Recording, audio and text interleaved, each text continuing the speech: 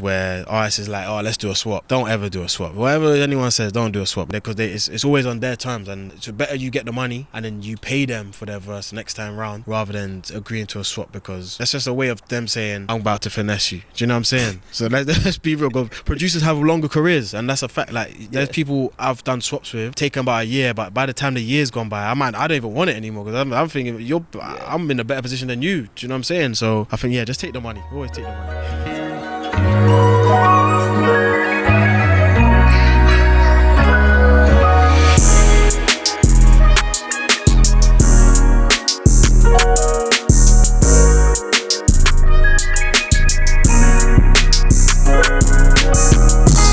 We back with another episode of the Producer Royalty Podcast, and we're here today in London again with my brother Nyge. How you doing, boy? Good? I'm doing great. How are you? Not too bad, bro. The weather's good for once. So I know. Where we at right now? We're in an undisclosed location. We're north of London, but undisclosed road name. Yeah. What's going on here today? What brings you up? I'm with my family. I'm with Remedy. We got GA here. We got Nathaniel. We're just, my other producer brethren that we work together all the time. We just got a little writing camp going on, so just taking it all in, man. It's all good. It's been a blessing to be over here in London. You guys have made me feel really at home, and it's been great to connect with guys like you. You've been in the scene for a long time, so I wanted to start I think you had your first breakthrough hit around like 2015, right? Yeah. My first ever song was Lock Off with Section Boys, so that was like I got thrown into the deep end in that producing world, because it wasn't what I expected in any way. Like, it was way bigger than what I expected. And the song you're saying, right? The song, and but it was, no one knew it was me at the time. Like, not many people other than like if you knew me, and in a way that kind of made it easier for me, because if you see sometimes, some producers get a hit and then they don't know how to remake it, so and at the time I don't think I would have been able to at the time, because it was a fluke, I'll be honest with you, bro. But for real, how'd that one happen? Like, where you were young as fuck, because you're still young as fuck. That was 2015, I think. Well, I'm not that young no more, but you're pretty young. Young in spirit, bro. Yeah. That was from I just sent out some beats to Section at the time, because you got to remember, this is before Spotify was really a thing. I think it was still like iTunes times. I don't think it was Apple Music. I could be wrong, but I don't think it was that. So yeah. I was at home one time and I heard them on the radio, and I was like, how the hell did they get on the radio? Because I was like, these lot they're like local to me. Do you know what I'm saying? So I was like, usually I only thought it was like signed artists, superstars who was on radio, and then I found their Twitter.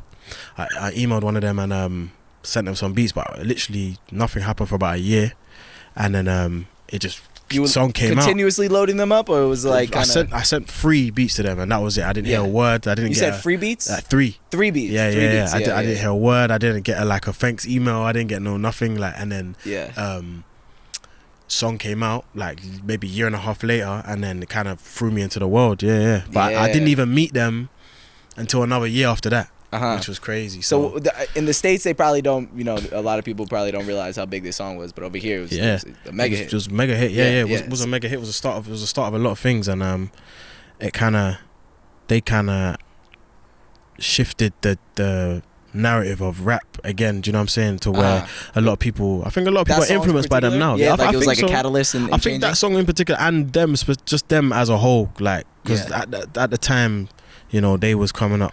It was like Stormzy as well, etc. Like, it was everything was happening back to back. You know what I'm saying? So if y'all want to figure out this song, we're talking about Section Boys' Lost Arf. Lock Off. Lock Arf. Yeah. What's Arf? What is that? Just off, it's just a word. Off. It's just a word like saying off, like off. The song is dope though. So for you, having that song very early on in your career, that turned into like a big hit. Yeah. How did that kind of impact you? Like, a lot of producers are waiting for that one moment, and they expect it to be this grand thing. Like, my life is gonna change after that. Was that your experience with that one? It changed, but I don't think it was. I'll be honest. I never really had a plan to be a producer, if I'm being honest with you. It was more like, it wasn't like I gotta make it. It was more like, I would do this anyway. It was a hobby, you know what I'm saying? So it was more of a hobby for me, and it just became, I would still do it now, even if there was no money involved. I'll do it now. Do you know what I'm saying? So it was that kind of the way it changed. But I met so many people from it, and you know. So that was the biggest thing for you, like just meeting. Like I mean, did you like understand publishing at the time? Were you able to get your publishing at the time? I'm sure that, I didn't know about. We got PRS over here. I know in the States we got ASCAP and whatnot. I didn't know about BMI or whatever, but I didn't know nothing. I didn't know you could even make money from music like that. So you just kind of like marked it like they used the beat. Yeah, I was just happy they used it. Like, you know what I'm saying? And then obviously when the business side comes in, that's when, you know, you see the sharks and you know whatnot. So it's and in England it seems like there's a lot more sharks than there are in New York. There's only sharks. Like, what is the scene like? So I hear from the interviews I've already done, the scene in London from like 2015 times to now has changed a good amount, like in terms of like there's a lot more money in it now. Maybe people are taking the business a little bit more seriously. I don't know if that's what it is. Yeah, I think so, especially because I think a lot of people realize the power of independence as well. Do you know, independent artists, obviously it's not easy, but I think they realize, streams are like as good as buying stocks. Do you know what I'm saying? If you do it right.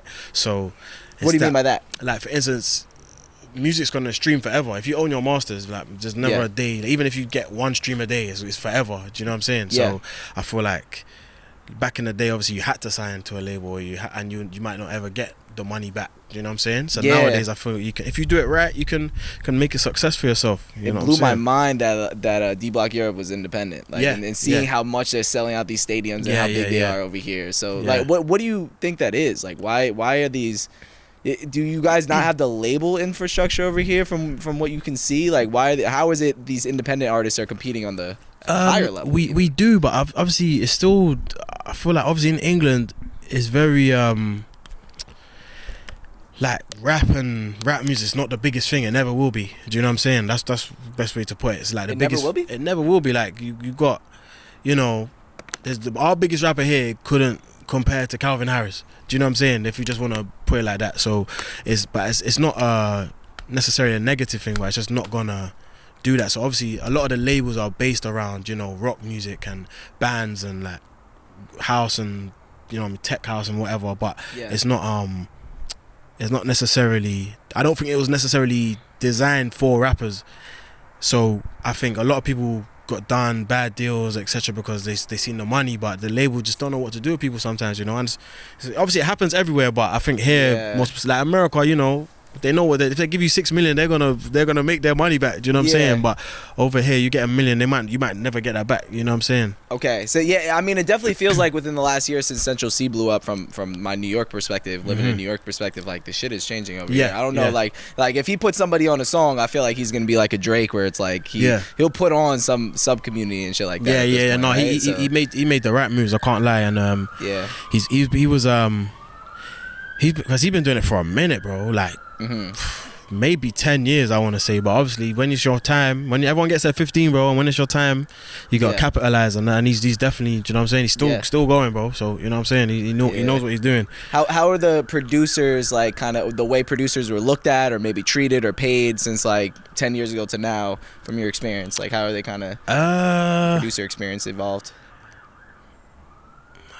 I think it's got a bit worse now. I think before, really, it might have been. He's like, to be fair, the contract signing is not the worst. Like the splits and stuff on contracts and publishing is not a bad situation over here, but it's more like the upfront fees is way lower than you know, anywhere else, I would say. So that's changed a lot, and I feel like people aren't getting paid their value necessarily. I wouldn't say so anyway. But on the advances, like they is it like they still don't really? In my experience, I'm not gonna say names, but some of the biggest guys are the hardest to get paid from over here. So like some people reach out to us, like, because producer royalties is debt collected for producers. So like if they reach out to us about certain London artists who are huge, we're just like, they just don't pay. It's kind of goes, bro. And there's some people, obviously no names, but you know, there's some people who they'll do anything they can not to pay, or they'll delay the pay, or it's like, or you know. They'll rush you for stems, but when it's time to pay, it's just they go missing. Do you know what I'm saying? So that's the game, innit? But obviously it's unfortunate. It shouldn't be that way. but there's got to be some sort of change going on, whether we just think. But then also at the same time, you got producers, no disrespect to them, if they got to do what they got to do, but like they're selling YouTube beats for like £25. So what can you? I can't really. Do you know what I'm saying? I definitely hear you. I mean, part of it seems like, so like from my perspective, we work on a ton of placements, and if somebody reaches out with an independent artist, we just know it's gonna be a lot harder to get them to agree to like a reasonable fee, because it's like when you're signed to a major label, the label is taking the risk financially. So you know, if they put money into this album, or they're pushing this album, and we're threatening to take the song down, then they already took a risk. They're willing to put some up. But if you're working with an indie artist, so maybe when they're like more artists are signed to majors, maybe that'll change a little bit, right? Exactly. Let's hope so. So what happens if you're a producer over here and like you're somebody like you, and the artist wants to release it? Like, you know, you have the brand, you're not a nobody. Obviously, you're one of the biggest guys out here. Like, and you're like, you ask for your payment. What is kind of your in advance? Obviously, they're always gonna try to lowball you initially. Do you know what I'm saying? But what's lowball if you had to put like a number to it? Not what it's worth, is it? But obviously, they're always gonna try to come down on the price. But I'm sure you can always reach somewhere. But if they're trying to really not pay, because I've had the experiences so many times where artists is like, oh, let's do a swap. Don't ever do a swap. Whatever anyone says, don't do a swap. I would just forget about it, because when it's time to repay that, it's not coming your way, bro. That's just a fact, and it's not gonna change. Do you know what I'm saying? Because it's always on their terms, and so better you get the money and then you pay them for their verse next time round, rather than agreeing to a swap, because that's just a way of them saying, I'm about to finesse you. Do you know what I'm saying? So let's be real. Producers have longer careers, and that's a fact. Like, there's people I've done swaps with, taken about a year, but by the time the year's gone by, I don't even want it anymore, because I'm thinking I'm in a better position than you. Do you know what I'm saying? So I think just take the money. Always take the money. So is that a big thing? Because I've never really heard that being offered by an artist in the States. I've never heard that myself personally. Okay. So that's a big thing over here. Like, are there a lot of producers? It's more common. They'll try and say it just to get out of paying. Up front, you know what I'm saying? But I think somebody like you releases music yourself, so I would say that you might be interested in that. They would think they're interested, but as I said, it's not. It comes with a lot of terms and conditions. Do you know what I'm saying? Unless they physically done it in writing for you in a contract form, I wouldn't bother doing it. And I'll say even then put in like a specific time limit as well. Do you know what I'm saying? I really hate them. So that's great. So they. So you've taken that offer before? Well, I guess. I have a few times, but how's that work out for you? Like releasing your own music? Not the best, because it's once again, it's the same issues of you know, you're kind of that's producing anyway, but you're kind of putting the scraps together to make it the best you can, where it should be so much simpler. Do you know what I mean? Because I've even gone as far sometimes to tell people. I had a song one time and someone done a hook for me. I said to them, bro, I just want to put out a hook. I'll pay you for your hook. They said no, we don't want the money. I said cool, so let's do it. They said, oh, I got two releases coming out. So after that, I said okay, cool. Then it got to the point I said to them, I want to put it out. You don't have to promo it. You don't have to be in the video. You don't have to post it. Just say yes. No, it still didn't happen. Like, I was gonna do an animated video and just put, do you know what I'm saying? To that, and it's like they still didn't want it to come out with it. And I don't get stuff like, because it doesn't damage your brand. No one's gonna know you done it. Do you know what I'm saying? It doesn't damage your brand, and you're gonna get paid from it regardless. So I don't know, man, but it's just how it goes sometimes. Is there anything that you've learned about like kind of releasing your own music that you feel like other producers should consider when they step into that space? From my experience, I think don't rush it. Like, if it's easier said than done, but don't rush it. Like, think of the branding around what you're doing. Even if it's just one song, make sure everything is in line. Like, make sure the artwork's perfect, and if you can get a video, make sure the video is as good as you can be, because you know you can get a momentum going, but just make sure you don't look back and say, I wish I did that a bit better. Do you know what I'm saying? That's what I say. I can imagine it's like difficult, because you look at some DJ Khaled albums or songs and it just feels like it's pieced together, because it's not like for you, when you made those songs, did you kind of just ask for verses from people and then put it onto one thing? You do that, and then you kind of like try and get them in the same room at the same time and gather people here and there and do what you can do. But as I said, it's rarely on the producer's terms. Do you know what I'm saying? Unfortunately, but it's part of the game, bro.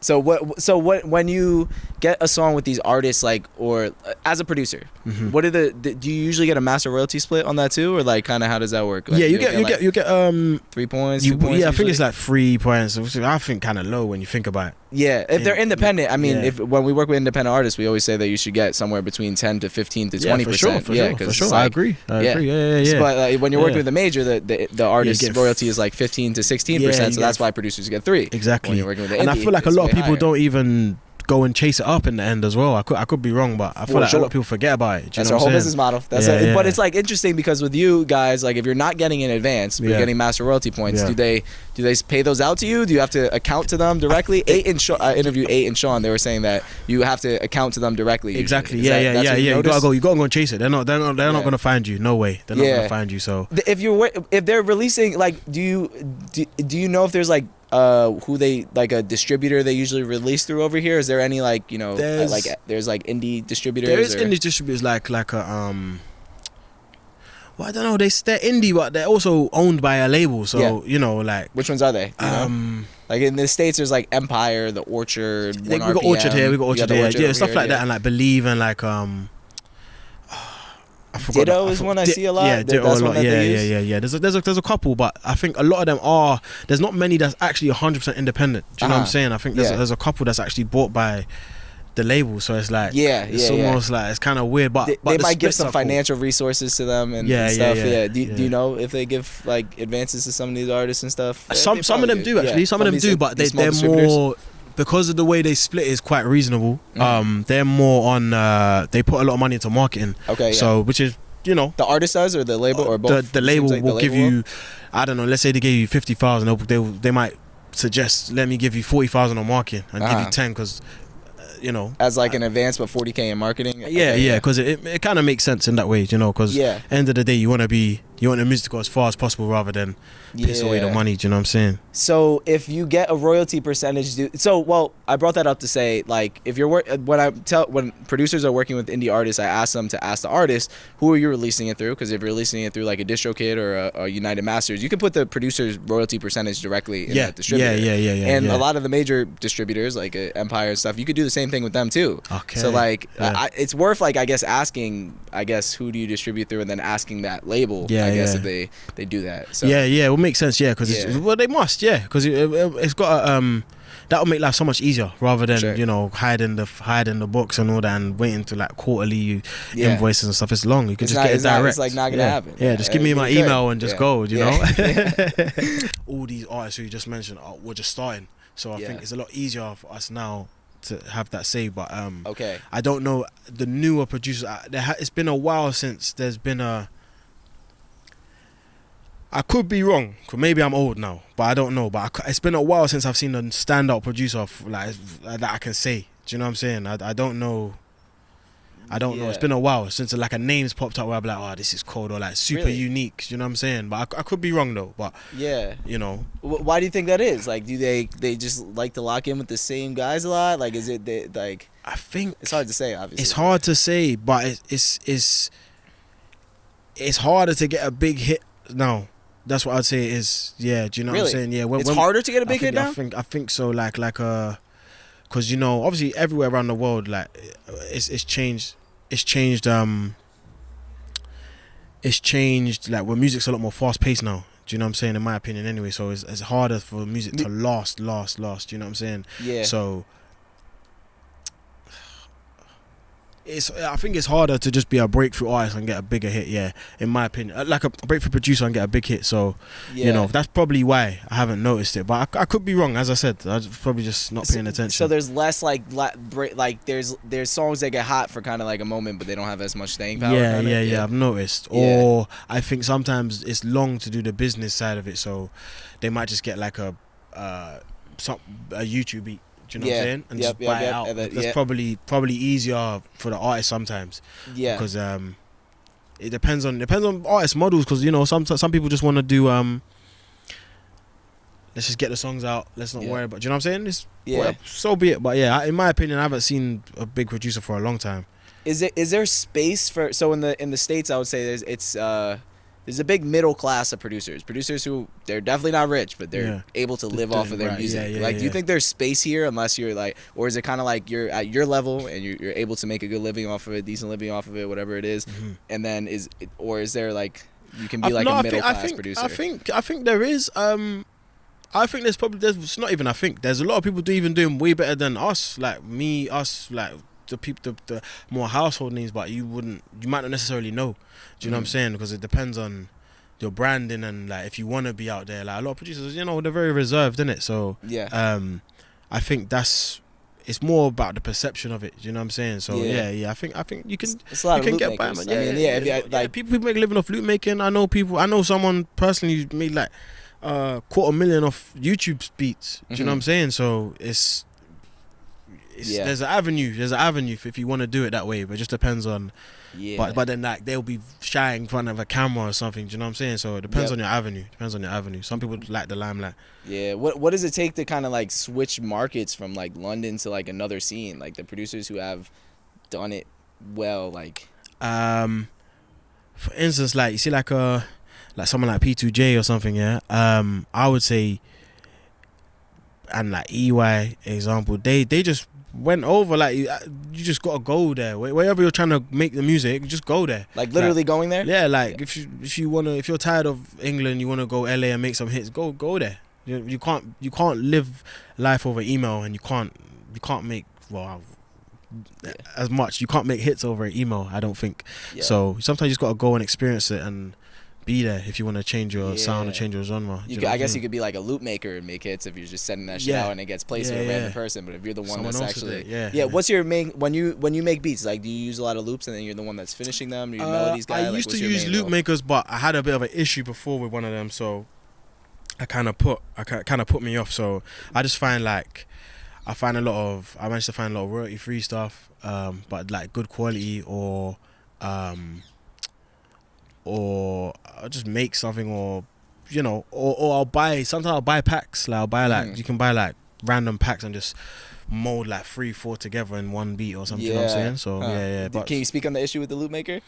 He basically he just thought he was getting shortchanged for something, but you know, at the time he sent me a loop. He sent me like 20-second loop. I made it into like a obviously 4-minute beat, but what he sent me and what I've added is way different. Do you know what I'm saying? Yeah. So I was giving him half of what I was gonna get, not the advance, but like half of the publishing, and I was giving him like some money towards the loop, and when obviously he got a new management, etc. And then they were trying to argue about it. They deserve half of everything I was saying, but you didn't. Yeah. You weren't in the session. You don't know the artist. You didn't know anything about it. Like I didn't need to. Do you know what I'm saying? Sure. And if I took out the loop, it would have sounded quite similar. But I was trying to. But I thought I was being courteous. But you know, people get a bit greedy. Yeah. You know what I'm saying? So after that, I just said, you know what? And he was actually good. He's actually a good loop maker, but just forget it, innit? I feel you. Nah, the loop maker shit. I mean, I just had a long conversation with 8 about this too. It's like he learned not to take the loops from randoms because you don't know what you're gonna get in those situations. And also some loop makers, they might have made that loop with 4 other producers, bro. Yeah. And that's why it's crazy. Then they might all want equal splits from that too. And I can't be bothered, bro.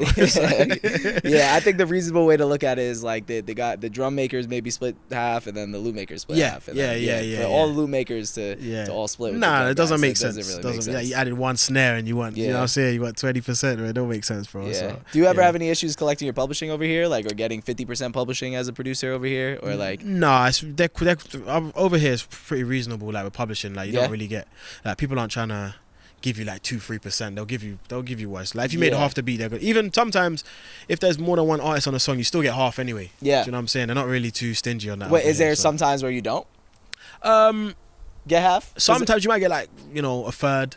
Depending on if there's a few big artists, with a few artists, but it's just quite reasonable. Publishing's quite reasonable over here too. Okay, How have you approached publishing or collecting your publishing since the beginning until now? I got signed up early, so from when Lock Off came out, I was told to sign up from then, and no issues really. Who'd you sign up with? Did you ever sign with the publishing admin company, or like have you just been with directly? PRS? Just directly myself. Yeah, I just did PRS, and then I don't feel like I've missed anything, but maybe. But PPL was a bit more of an issue. Which one is PPL? They collect mechanicals over here, or what do they do? No, they collect name live rights, right? Like live performances. Yeah. So obviously, on the master side. I was told that you get like big lump sums from them, but I don't know. I haven't seen it. But then also at the same time, I heard it depends the way the artist has registered the songs. So I just don't know. But I don't know. But I could probably look into it again. Have you looked into it, or have you thought about signing with a publisher or a publishing admin? Have anybody reached out to you on that side? I'm published at the moment. Yeah. You do have a publisher at the moment? Yeah. Who are you with? With Warner Chapel. Oh yeah. At the Okay. moment. Yeah. Got you. Yeah. So they sort out the rest of it. Do you know what I'm saying? Yeah. They get you signed up with everything. Yeah. Okay. Dope. Nice. So in the UK, I feel like there's not that many platforms over here too. Like, is there like any what would you say is like the biggest producer platforms over here? Is there any like producer focus conversations platforms like that highlight people over here? There's not many, bro. I'll be honest. I think there's one that I think X10 done one or does one. I could be wrong, but then I do one with me and Quincy and Roundtree. We do 2 in a queue. That's quite specific to produce, to appreciating producers and stuff like that. So but that I've seen, not many, but at the same time,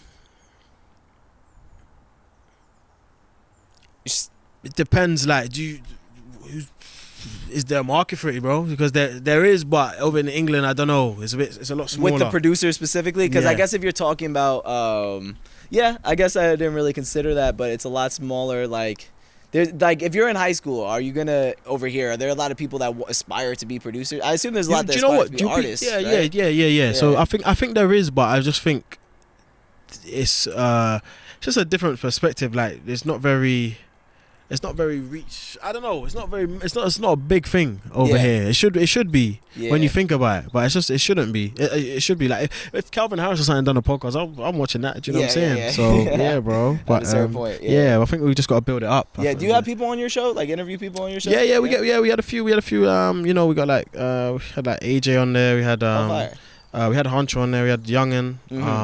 We had Fee Gonzalez. We had Sam Wise on there. Yeah. So get quite a few. Yeah. Word. I looked you up on YouTube, and for whatever reason, it didn't come up, or your podcast didn't come up, and then got to rename it better. No, I got it. You don't promote it on your Instagram. So I haven't really That's true. Yeah. Fire. Yeah. What do you feel like is kind of some of the issues that should be addressed mostly in the UK market that should be talked about more? Like, how can we kind of work through getting producers maybe more credit or more like what they deserve or payments and things like that? I think the upfront fees have got to be higher, because when you look at what the amount of money songs make, compared to what advances are, it's almost criminal. Do you know what I'm saying? It's almost criminal, but that's only gonna change if like we're all unified in doing it, and obviously, as I said, the unity is hard to get. Do you know what I'm saying? Especially when you got people from all angles. Someone you might get lowballed, and what you think is a lowball, someone else is thinking that's sick. Do you know what I'm saying? So it's hard to do that. But other than that, I think we just gotta promote ourselves more, bro. That's really what it is. But it's easy to get caught up in it because we do we sacrifice a lot, and we're always up and down the country. Do you know what I'm saying? So things like that, and probably just standard things like, being paid to travel and stuff. You know what I'm saying? Things like that, I think they're important, man. They're important because you want to be, you want to feel comfortable when you're doing it. You know what I'm saying? Yeah. So, What did Nyge do to build his brand to the point where it is now? Because I'm sure you have in the UK what a lot of people look at as like, I want to build a brand like Nyge, but it's like, what do you attribute your growth and success to and well-known? I think being well-known. Easy to say, but I think I just kept, at the time when I was younger, I just didn't really stop producing. Do you know what I'm saying? And obviously I just kind of, I was in a good position with who I was around, a great position with who I was around, I should even say, and it kind of but I just kept consistent. Do you know what I'm saying? Like there's always a hit there, and obviously at the time when a lot of people were being told to produce a certain way or do something, I kind of just stuck to what I thought was good. Do you know what I'm saying? Because I was told a lot of the times, your beats is too dark, or I can't really jump on this. But I just whatever was in my head, I done it, and then and then also I was outside everywhere as well. So even to this day, I'm still at places. Like, you gotta be at people's shows to actually link them, and you gotta, I was doing radio at the time. I was like doing a radio set, and then I was doing interviews when they came up. I was doing everything. So you gotta do a bit of everything. You can't just sit in your room and make beats, no matter how good they are. You gotta be outside and go and physically meet people, and and obviously just be a good person. You know what I'm saying? I can't sit here. I don't think anyone can sit here and say I've done them dirty in like the music business or whatever. Do you know what I'm saying? And that, because that will come back to bite you at some point. Do you know what I'm saying? Do you know what I'm saying? So you're just genuinely connected to the culture. Be genuine, like, actually, bro. Like if you meet somebody in the room though, and they meet Nyge, they'll talk about you in that next room. Right? Yeah. It's got to be like that. It's got to be like that. And obviously also document stuff that you're doing. Like, post it. Like, you might think that something's dead to you, but just trust me, do it. That's the one thing I'd say, man. I'd say that definitely keep it going with that. Nah, it does go a long way. People give me that advice too, where it's like, I realize how like powerful what we're building is online, but like people are like, no, like the lawyers that are actually in the rooms with people, that are in the studios with people, that are actually in the scene and in the culture, like what people say on the ground level is just as important as what you see 100%, online. 100%, bro. Yeah. Because online it's more like, not you lot obviously, but like people, if they wanted to, they can make something look way better than it is. Do you know what I'm saying? So, and obviously that's part of the game, but and the highest level people are the ones that are like actually in the scene, and they're listening to each other. They're not gonna listen to shit online as much. If you're new and you see somebody online, then you might be like convinced by what they do. But exactly. So that's the one. Yeah, man, for sure. Yeah. For sure. How do artists lock in with you, or producers lock in with you? Hit me up, bro. I'm not even too I'm not too stingy. Like, I don't mind working with like newer artists or people just trying to work, bro, because I don't mind. The benefit I've had of that is that things go well. You know what I'm saying? I'm open to working with most people. If I rate you, like, even sometimes I'll just go and hit up artists that I've seen just one of their songs randomly and say, yo, bro, fuck with you. Do you know what I'm saying? Let's do it. Yeah. How do you approach it with like upcoming artists? Like, how do you kind of look at working with independent or smaller artists? Because it's like, do you see producing as like your main career now? I don't know what you have going on the side, but it's like producing your focus in life for the most part. Producing at the moment, I do want to get into other things. I'm doing clothing now as well. Like, I'm doing Chillix. Yeah, well, I got my hats. I got my hats. I've been looking at like, fuck, but this is I got my hats going. That's Kelly, yeah. So that's what I'm trying to focus on as well. But producing is still, I still got love for it. So that's the main thing. But in terms of like with new artists, independent artists, I won't go up to them and say, oh, you got to pay for this or blah blah blah. Like, let's work, bro. Because at the same time, you never know. You might build a relationship. It's trial and error. Yeah, it's trial and error, bro. So So I've noticed in the UK scene is like people are very okay, or from the people I've talked to, it seems like they realize that it's just like, you can't be counting your dollars on every placement. Yeah, you gotta focus on relationship and credit and brand building and being a part of the culture. You got to maintain that, because obviously you can, within reason though, don't get me wrong, but you can get to a point where you might outprice people. Like, people might want to stay away from you because they're not even going to bother. Do you know what I'm saying? They're too expensive, or you're too, you know what I'm saying, demanding or whatever. So stuff like that, man. Yeah. So we covered, bro. This is a great perspective. I learned a lot about the UK scene. For like people who are coming up in the UK specifically, or just in general, do you have any kind of things that you wish you would have known earlier, or just general lessons that you feel like people should consider? One thing I would say is, as I touched on a bit earlier, like, I would just say, make sure you document stuff. Like, I wish I had a cameraman for all the times I was, for like the past whatever, how many years, 8-10 years, whatever. Like, I wish I had a cameraman with me the whole time, because there's some memories I have, and I just wish I could watch them back. Do you know what I'm saying? And it would be so sick. Like, see that how Kanye has that documentary. Like, could you imagine if we all did that? Do you know what I'm saying? It would be crazy. So, just document stuff more, man. Because even if it's just for your personal use, it's good. It's good, man. Yeah, fuck yeah. I think about that all the time too. It's like, if it wouldn't be so sick if like Elon or Jeff Bezos had like freaking, they documented their whole shit and they released it later on. Like, if you feel like you're gonna be influential in 10 years, then document that shit early on in the process. The good days and the bad days. Now. I try to do that a lot too myself. Yeah, it's good, man. So, it's important, bro. Yeah, it's important. Yo, you gotta tell me where I can cop one of those hats. For sure, bro. I got you. Thank you so much, bro. I appreciate you. This is a great episode, and